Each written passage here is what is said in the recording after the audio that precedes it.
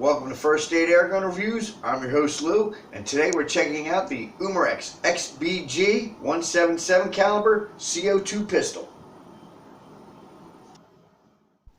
The Umarex Xbg is made of a tough polymer plastic, and it has a plastic trigger, of course, and on the left side here is the clip release button. At the bottom of the gun is where you would put the clip and engage the CO2 cartridge. It uses a standard 12-gram CO2 cartridge. It's a 19-round stick magazine, spring-fed. On the right side of the XBG, we have the safety switch.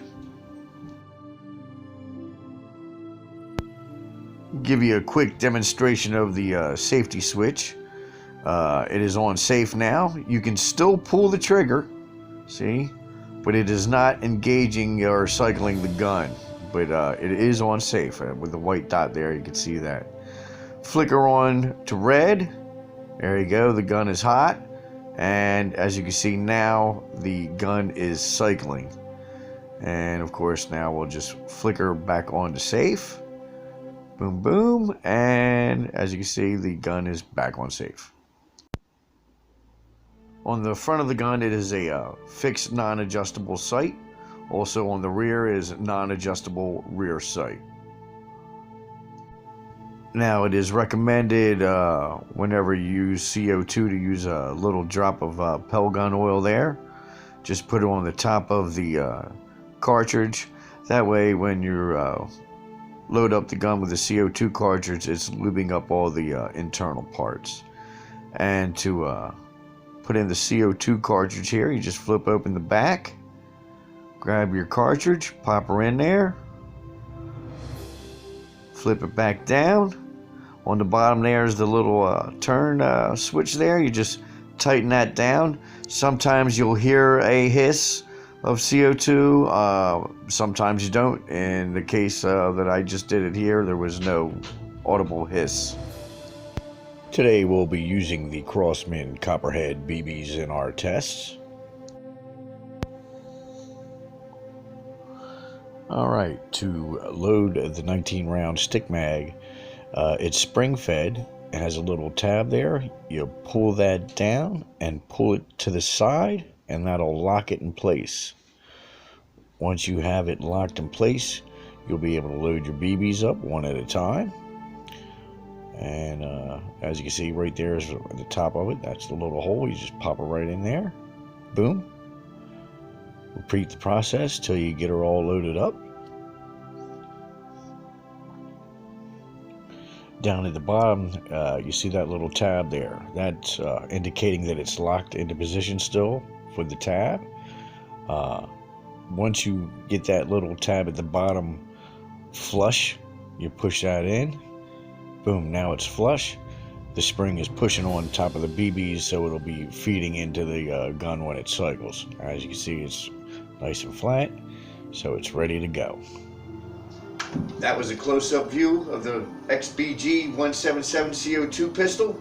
Now we'll check out a little performance and accuracy. Let's check it out.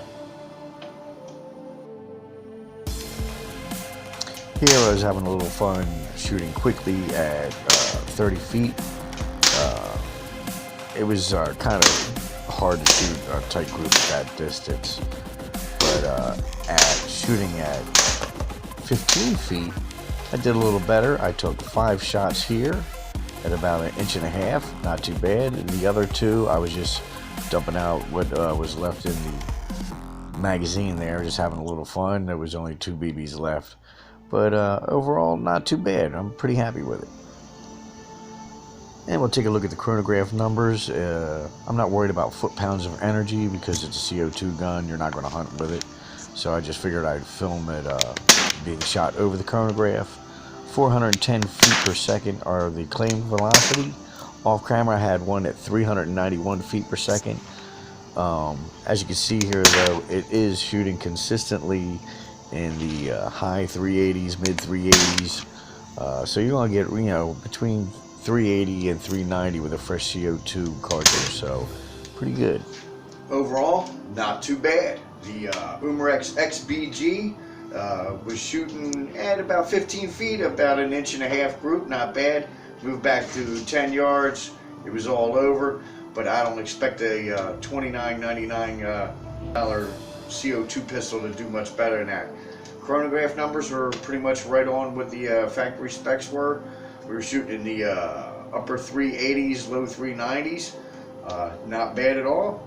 For $29.99, not bad. I'll recommend it. I'm not a CO2 guy, but this is the first CO2 pistol I bought in a long time, and so far, I'm enjoying it. See you next time.